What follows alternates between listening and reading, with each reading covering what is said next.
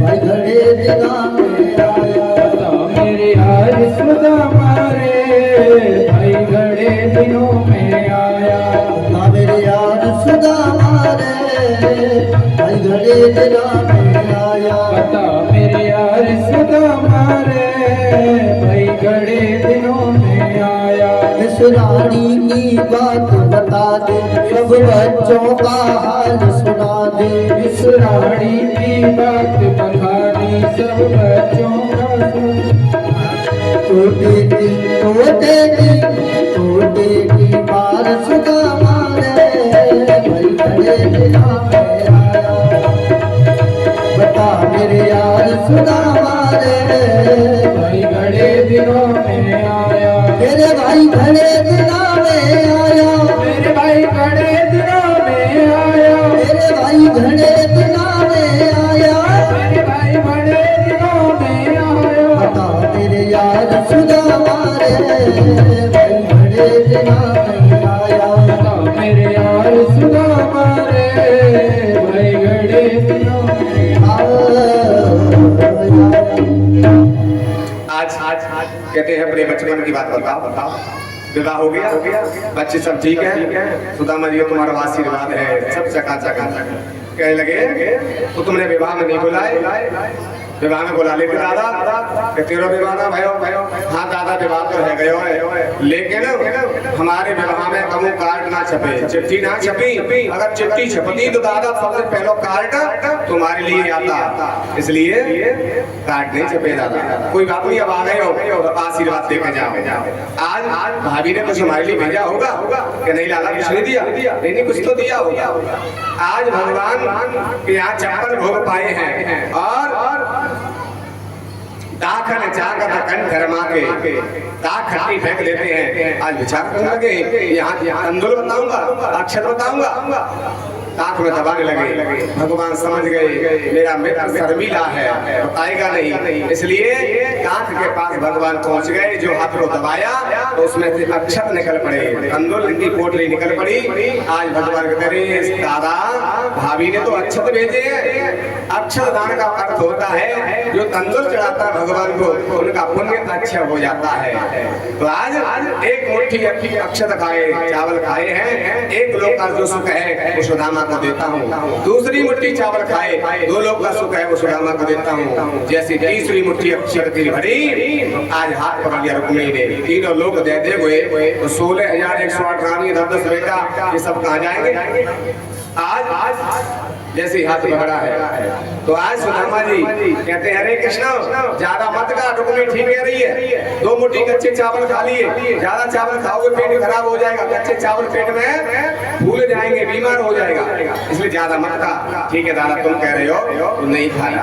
आज जाकर के भगवान रुक्मिणी को देते जाओ, सबके लिए एक चावल का दाना बांट दो, सबको प्रसाद मिल जाए। कि दादा विवाह में तो नहीं बुला पाए, आज तुम ही ऐसा करो, आशीर्वाद। सभी आती हैं आशीर्वाद लेने के लिए। रुक्मिणी प्रणाम करती हूँ, सुदामा जी आशीर्वाद दे रहे हैं। आयुष्मान भव, पति प्रिया भव, पुत्रवान भव, धनवान भव। आज जामवंती प्रणाम करती हूँ, सत्यभामा प्रणाम करती हूँ, कालिंदी प्रणाम करती हूँ। एक एक करके 5,000 रानियां आशीर्वाद लेके सुदामा जी का हाथ थक गया। कहते लाला गाँव वाले आ गए? नहीं अभी तो तुम्हारी बहू चल रही है। बेले कितने हैं दादा? ज्यादा ना, 16,108। सुदामा जी का भैया हमारे 5,000 में हाथ जाम है गए, अब ना आशीर्वाद दे रहे हो।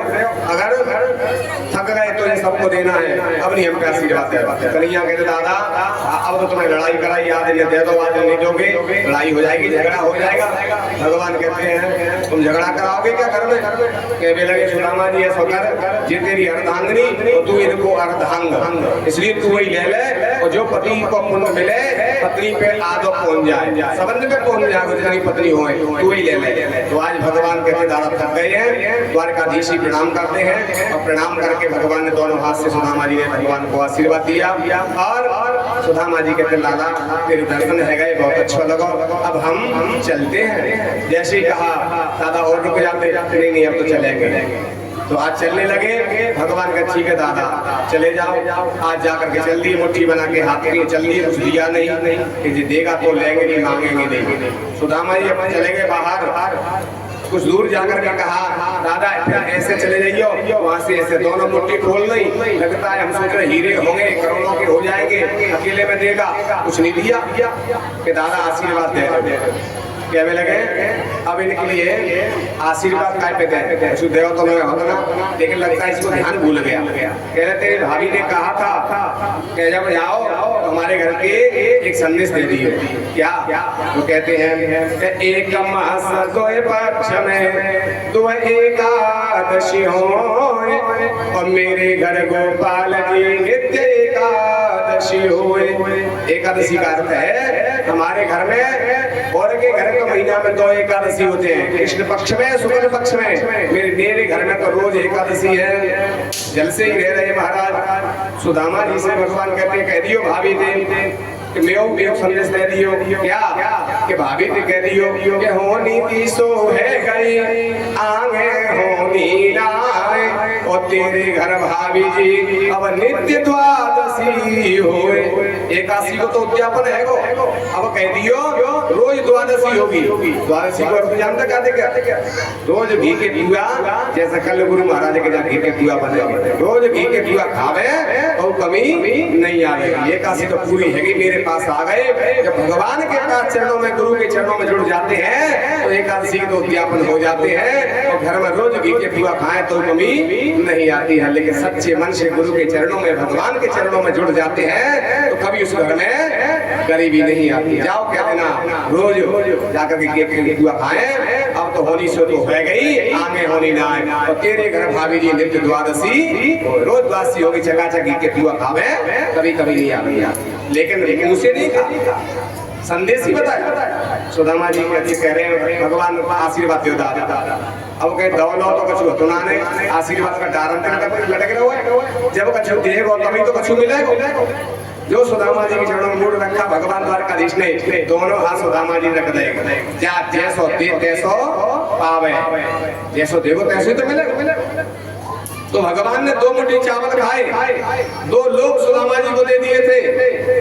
ये पता नहीं था, इसलिए भगवान जो देते हैं तो छप्पड़ फाड़ के देते हैं, और जब लेते हैं तो चमड़ी उधेर लेते हैं। भगवान का देना लेना कोई समझ नहीं पाता है। गुरु जब देते हैं तो समझ नहीं पाते हैं, कैसे कृपा कर देते हैं, भवसागर से पार कर देते हैं, हमको पता भी नहीं चलता है। बड़े बड़े भजन कर करके मर जाते हैं फिर भी कल्याण नहीं होता, लेकिन जिस पर गुरु कृपा हो जाए तो क्षण भर में ही भवसागर से कर जाते हैं। ध्रुव जी महाराज को 5 ही महीना में गुरु कृपा से भगवान के दर्शन हो गए। ये गुरु कृपा है, जिस पर हो जाए क्षण मात्र नहीं भगवान की भक्ति प्राप्त होती है, भवसागर से कर जाते हैं, भगवान कृपा कर देते हो। आज सुदामा जी कहते जैसो दे तैसो पावे। तो लोग भगवान ने दिए 2 मुट्ठी अक्षत खा करके, चावल खा के, तंदुल खा के, आज सुदामा जी का जैसो दे तैसो पावे। तो आशीर्वाद में दोनों लोग भगवान को ही लौटा दिए, जैसो दे तैसो ही पावे। दोनों लोग लौट करके भगवान पे पहुंच गए, भगवान लोकीनाथ हो गए, और जाकर के जैसे पहुंचे हैं घर पे, वहां पे और सुदामा जी की झोपड़ी नहीं है। क्या देख रहे हैं? यहाँ देखा तो यहाँ तो सोने के भवन बने। सुदामा जी विचार कर रहे हैं मेरी झोपड़ी कहाँ गई? झोपड़िया मेरी कित गई रे मोहन, कब के बैठने का रे? हम तो गए थे मोहन से मिलने, और यहाँ तो कहाँ चले गए? बोली वृंदावन बिहारी लाल की जय हो। सुदामा जी देख रहे हैं मेरी झोपड़ी जहाँ थी गैया थी, पता नहीं कहाँ चले गए, यहाँ तो गजरा जड़े हैं। कौन बाद में बोली वृंदावन बिहारी लाल की। यहाँ मेरी बूढ़ी सी गैया थी, आज उसका गजरा जड़े हुए, या तुलसी की माला थी, सोने के हारे हैं, तुलसी का बगीचा था। आगरे क्या कह रहे हैं? झोपड़िया मेरी झोपड़िया मेरी गिर गई रे, मोहन तब के मेरी गिर गई रे, मोहन तब के मेरी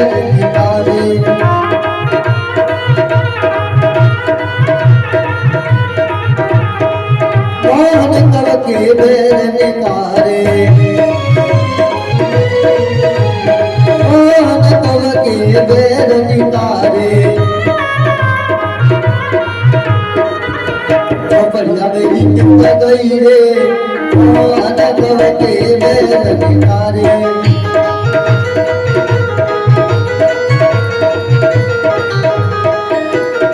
या तो हती मेरी टूटी सी झोपड़िया या तो हती मेरी टूटी सी झोपड़िया सुंदर महल खड़े मोहन कवते बैर निकारे झोपड़िया मेरी कितना गई रे मोहन कवते बैर निकारे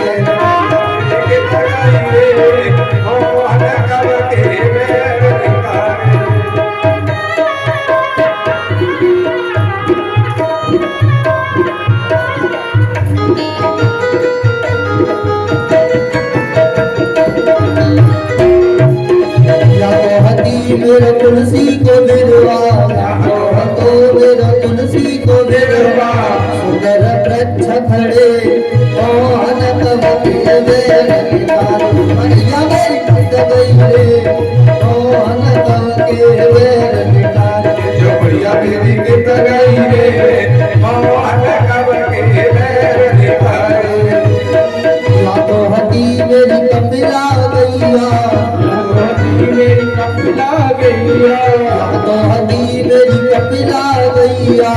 या तो हती मेरी कपिला गैया अश्व गजराज खड़े मोहन कवते बैर निकारे मरिया मेरी कित गई रे मोहन कवते बैर निकारे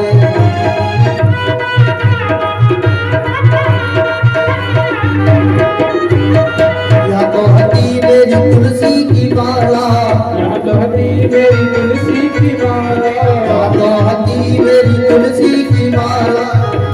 हती मेरी तुलसी की माला सोने के हार धरे मोहन कवते बैर निकारे झोपड़िया मेरी कित गई रे मोहन कवते बैर निकारे झोपड़िया मेरी कित गई रे मोहन कवते बैर निकारे मोहन कवते बैर निकारे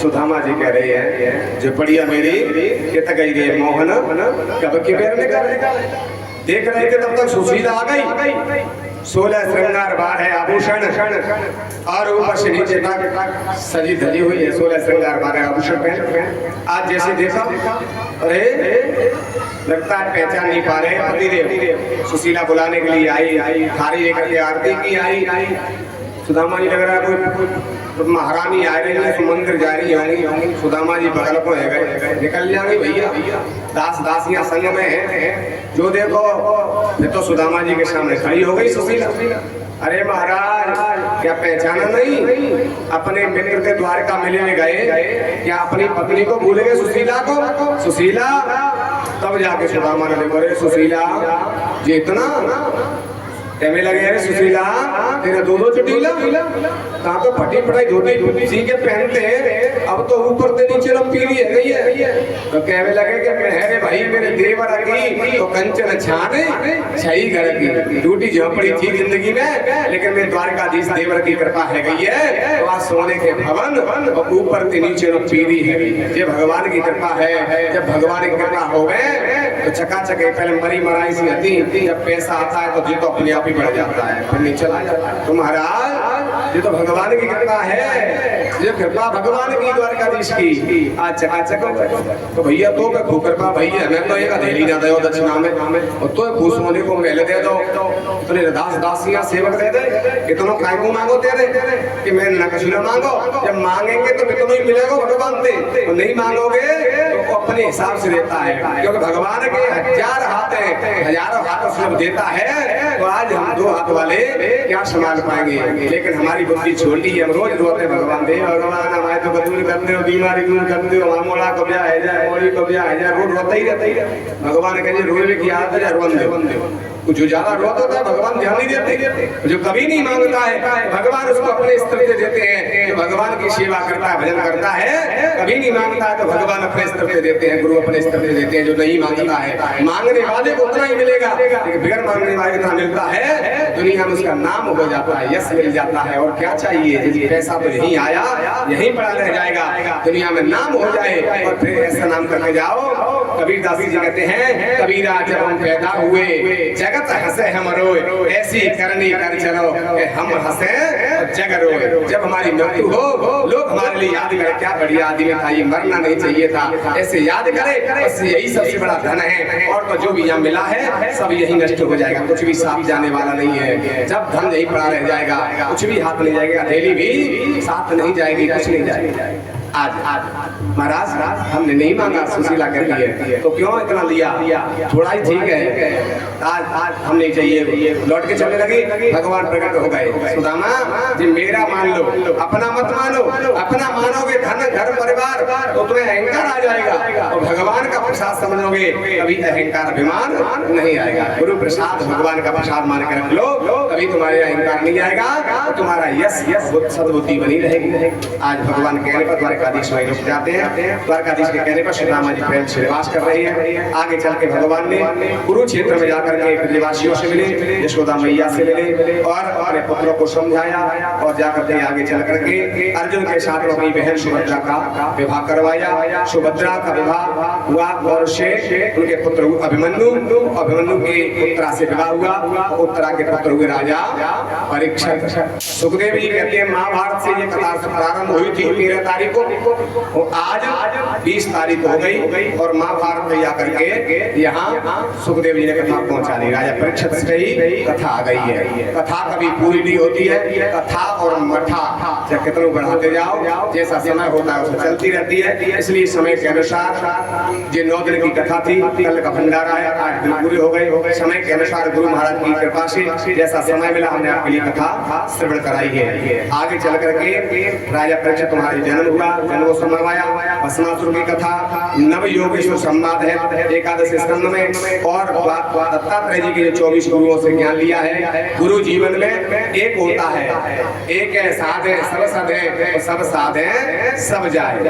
गुरु एक होना चाहिए जीवन में, एक माला भजन करने वाली होना चाहिए, एक ही आसन भजन करने वाला होना चाहिए। जगह बार बार नहीं आसन बदले, ना माला बदले, ना गुरु बदले, ना इष्ट बदले, एक ही होना चाहिए, एक इष्ट, एक गुरु, एक माला, एक आसन, एक साध है सब सद है, सब साध है सब जाए। इस प्रकार से ज्ञान के गुरु कितने भी हो सकते हैं, ज्ञान किसी से भी ले सकते हैं। जहाँ ज्ञान मिलता है वो हमारा गुरु बन जाता है, लेकिन दीक्षा गुरु एक होता है, मंत्र दीक्षा एक से लेना चाहिए, ज्ञान चाहे किसी से मिले वहां से लेना चाहिए। तो 24 ज्ञान गुरु बनाए थे, दीक्षा गुरु को उनका दत्तात्रेय का एक ही था। ज्ञान लिया, उसके बाद में सुखदेव जी कहते हैं जब तक मैं रहूंगा काल नहीं आएगा, इसलिए मुझे जाना पड़ेगा। विधि का विधान है वो तभी पूरा होगा। सुखदेव जी का पूजन हुआ है, राजा परीक्षित ने पूजन किया, सुखदेव जी पूजन करके चले जाते हैं। तक्षक सर्प आता है तो जाकर के आज आस्तिक मुनि उनको लौटा देते, जिंदा करने के लिए आते हैं। आस्तिक मुनि को धन दे करके वापस कर दिया,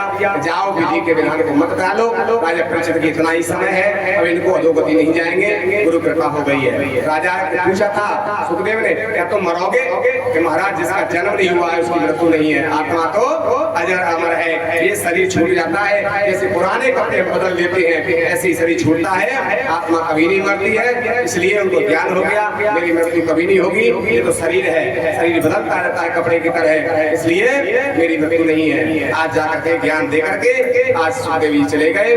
राजा परीक्षित ध्यान आसन बैठ जाते हैं। आज ब्राह्मण बनकर कलयुग आया, फूल में बैठ कर तक्षक सर्प आया, संध्या का समय हो गया। आज ये विचार कर रही है जन्मे जय, आज 7वां दिन है, कसने के लिए सर्प आएगा, बंद कर दिया कोई मिलेगा नहीं, लेकिन ब्राह्मण और संतों के लिए कोई रोक नहीं थी, इसलिए कलयुग ब्राह्मण बन के आया। फूल में छोटा सा कीड़ा बन के तक्षक बैठ गया। सूर्य अस्त होने जा रहे, 7वां दिन पूर्ण होने जा रहा, तो छोटा सा कीड़ा देखो फूल में राजा परीक्षित ने और कहा कीड़ा तू ही